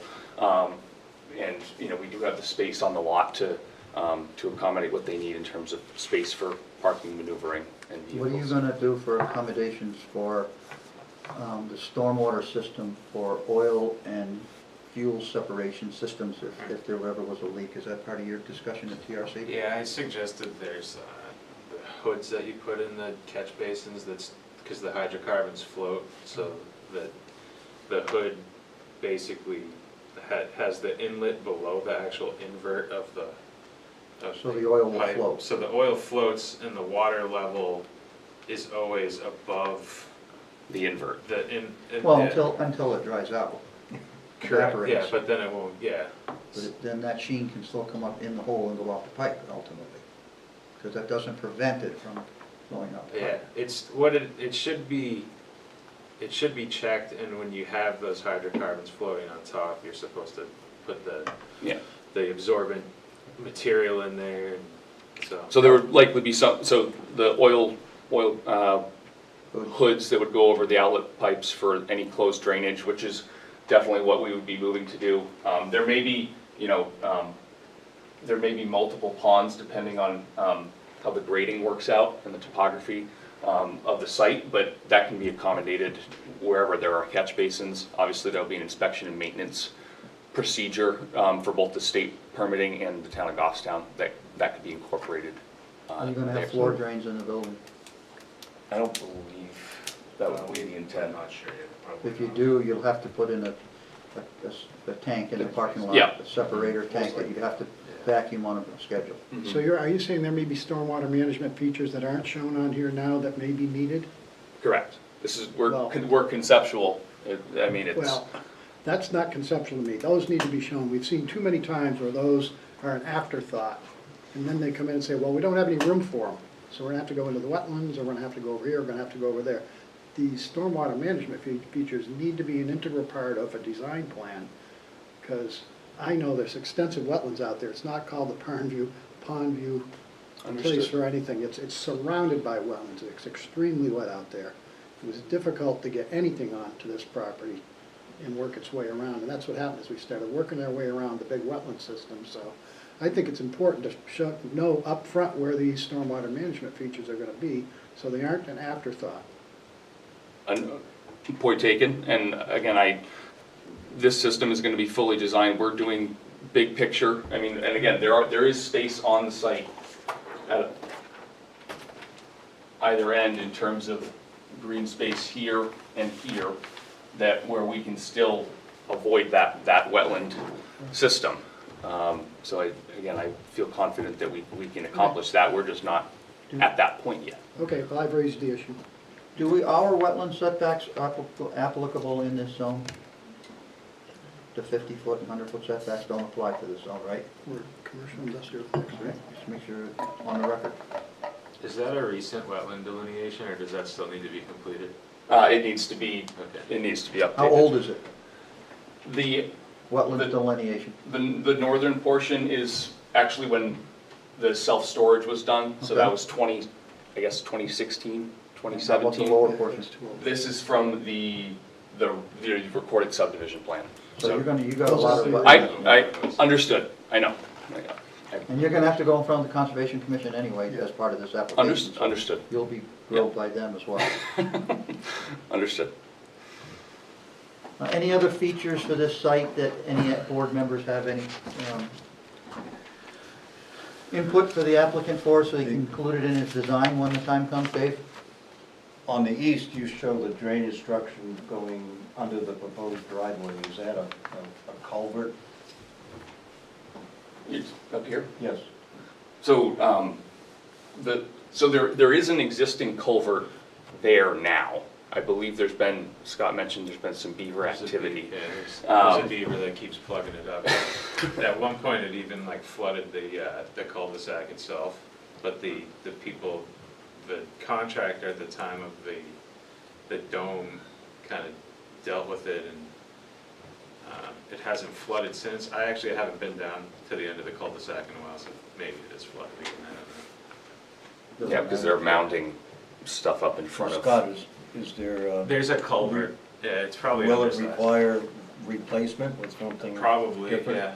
yeah. I would assume HTA. You can replace it with anything you want. If they're gonna dam it up, they're gonna dam it up. No, Yeah. I'm talking about the physical culvert. I don't, Yeah. not the. Yeah, honestly, it's just a dirt road, right, not like a dirt woods path, so. Yeah. It's like a 12-inch piece of ADS that probably doesn't have enough cover over it. Yeah, so that would be part of the permitting and design for this project, depending, Yeah. Deal with the beavers. yes. Because they're just gonna wreck your driveways. You better deal with them now rather than later. Well, Yeah. if the solar farm gets in there first, hopefully they do. Well, maybe they'll deal with it. Somebody has to deal with it. Right, because that's the sole access to Well, these. part of your drainage study is gonna decide whether that culvert's even sized correctly at this time or not. And you have to- Understood. You may have to size that culvert up to accommodate the drainage study. Yep, I know there was an approved wetlands permit from 2007 regarding that, but I don't know if I don't think it's, I can't tell if it's built per plan, and so. Changes too, you know that. Right, yeah, and especially if we're gonna need wider access, then, that's gonna need to be incorporated into the design, so. So your points are, you're gonna have to deal with Tower Lane, right? Yeah, and I The guess, owner yeah, And the solar farm, maybe you guys can work it out somehow. yep, You know that the self-storage has access to that road as well for their fire entrance. right, up here. So there's at least three shareholders in that road that I can see. Right, and then there's the dome and the gas station, or, Well, their sections aren't affected by this. well, They don't use that piece of road for their operation. understood. So you may have, Yeah, and I guess one of the things that I wanted to, more just a discussion item regarding town road versus private road. I mean, as it stands, we don't want a private road. I'm gonna tell you right now, we've had too many private roads in this town that are accepted by approved by the planning board, and then are built, and they're done. And then 5 years later, when the people don't have enough money to repave their road, they go to the Board of Selectmen and they ask if the town would take the road over, and it turns into a real problem. I personally do not want to ever see another private road in the town of Goffstown unless we have some ironclad agreement that the town will never become responsible for that road. And the town is probably, are you plowing the other piece right now? No, Up by the sports dome? we don't plow any. You don't plow any of that yet? Any of that. Has not been accepted. No. Well, that's a isn't big there deal. isn't there a recorded agreement that you gave me a copy of at the TRC meeting that says that the town will neither assume responsibility for maintenance or anything, I guess, as far as, and recorded at the Registry of Deeds back in 2005. You can bring in No. whatever paperwork you see fit, but I, for one, will never vote for a project that's on a private road unless we see some sort of ironclad document that frees the town forever and a day for liability for that road. Okay. If you want to pursue that route, that would be my suggestion if you want to get me on your side, because I'm not. I definitely do. So when you redo your wetland delineations, make sure you do a vernal pool survey as well. Will do. Yep. That'll be part of the state permitting and There's likely many of them out there. as well.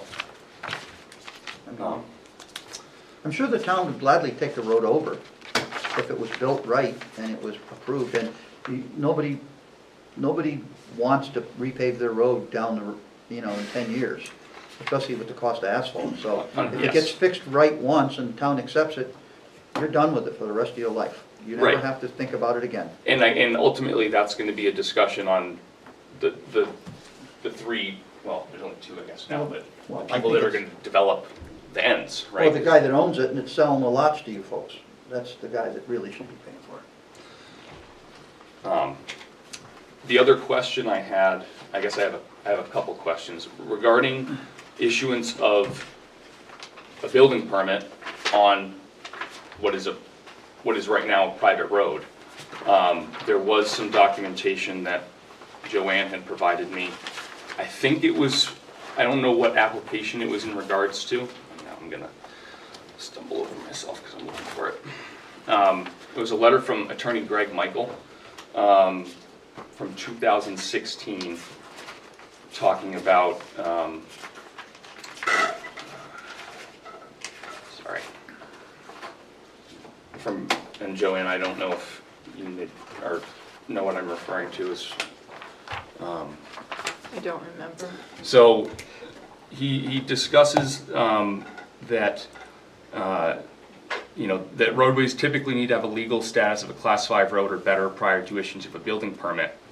However, there is a section in the statute that states that if the roadway corresponds in its location with a street on a subdivision plat approved by the planning board, a permit can be issued for that parcel. Again, we're not at that point yet, but to me, there is a mechanism for that to occur under state statute. Good. I'm trying to think of other questions that I had. I guess, Scott, you mentioned a few times that the stormwater regs are being updated. Are they, when? I can't, actually, I don't know. They, Oh, okay. the director, they're on the director's desk, and he's supposed to review them, and then I think this board needs to see them as well. Okay. What's your timeline?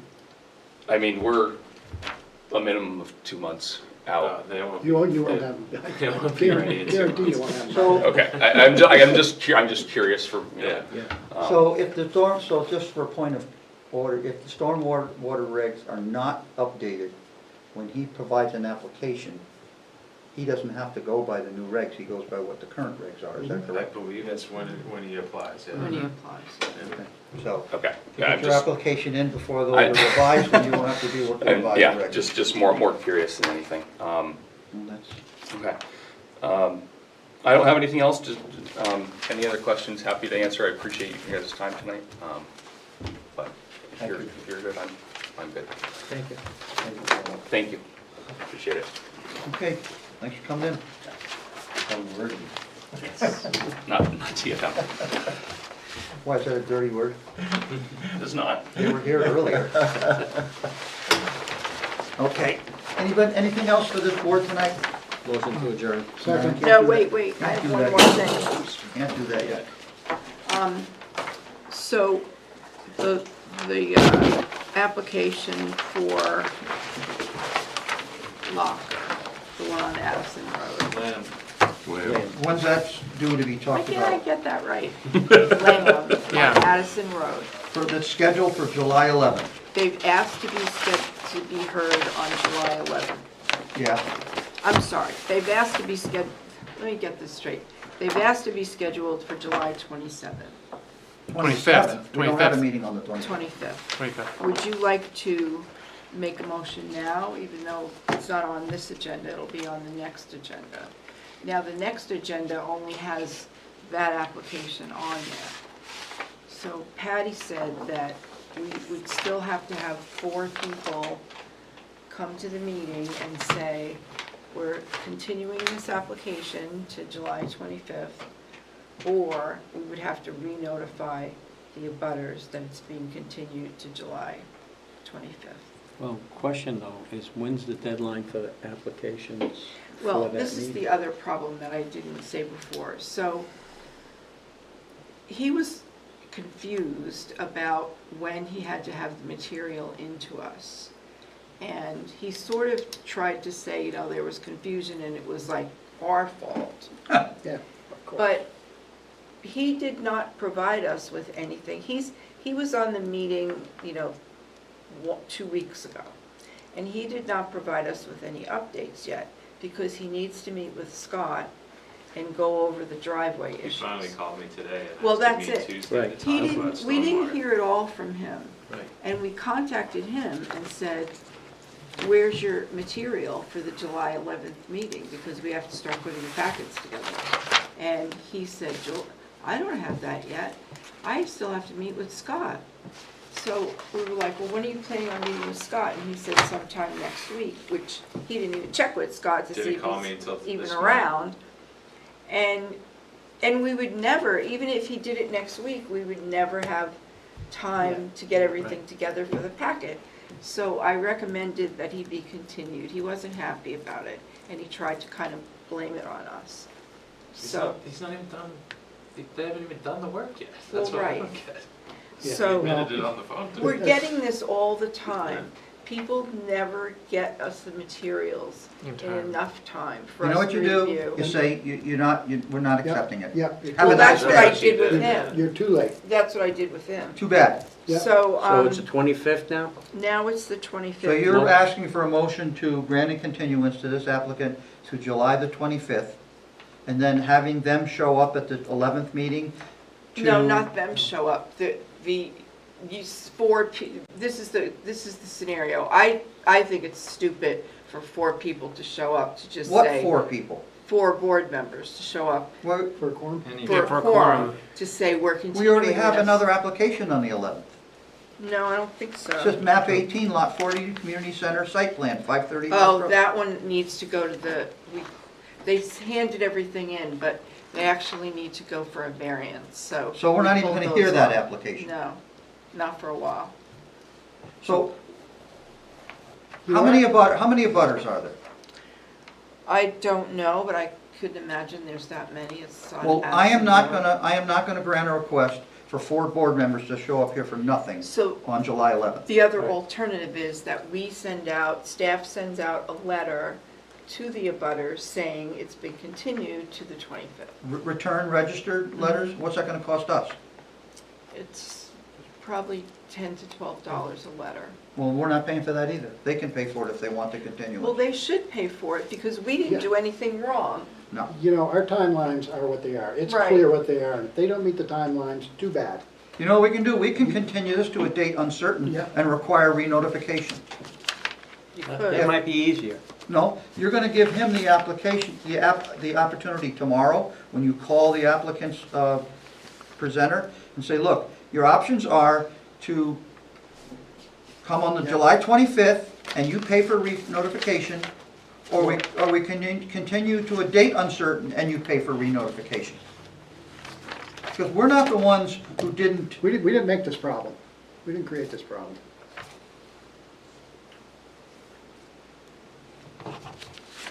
and Okay. if you're watching, now you know what we're talking about.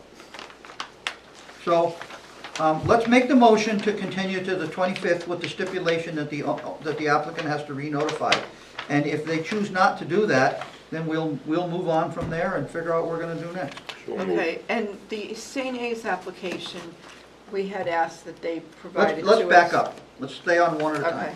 I'm So, good. Richard just made a motion to grant Maps 3 lot Addison Road continued to 725 with the requirement that they re-notify. Second. Seconded by Brian. Any discussion on the motion? Seeing none, all in favor say aye. Aye. Opposed, abstention? Motion passes. Okay, so, what's your other thing, Joanne? I just want to tell you this because it's irking me. Should you say it on camera? Yeah, I'm not hiding anything. Okay. We told TF Moran to get us the updated plans for the college. I believe it was Friday we wanted them, and we didn't receive them, and then Monday, they were supposed to come in. He said, oh, I'm sorry, this was at 4 o'clock. Patty had a conversation with him. I'm sorry. I didn't know you closed at 4 o'clock. I'll have to come the next day. So he didn't come in with these plans until Tuesday. And Patty said to him, you know, we're supposed to have these plans by a specific date. Yeah. And he said, well, I can't provide you with something I don't have. And that really irked me. Yep, Yeah. I know what I mean. yep. Well, you know something, Joanne, you don't have to worry about having the board having your back, because when applicants are gonna treat staff like that, this board will back your department if you are in the right. If you're in the right by the regulations, we'll back you. And Now, they- if that had been a normal application where he was providing updated plans for this board to review, because this, you weren't really, wasn't the same thing, you were just doing regional impact, I wouldn't have accepted it. But in this case, it was different, like I said, so, and we wanted to get it into Bedford in time for their And meeting. Joanne, the town hall offices close at 4 o'clock. That's well known. That's publicized, Of course, that's public everyone knows knowledge. that. They don't get here by 4, sorry about that. And it's not something that's You're just been late. changed. Those hours have been around Yeah, for forever a and long, ever. Yeah. long time. Yeah, well, that's the kind of stuff we're Okay, hearing anything from else, so we can go people. home? It's almost 9 o'clock.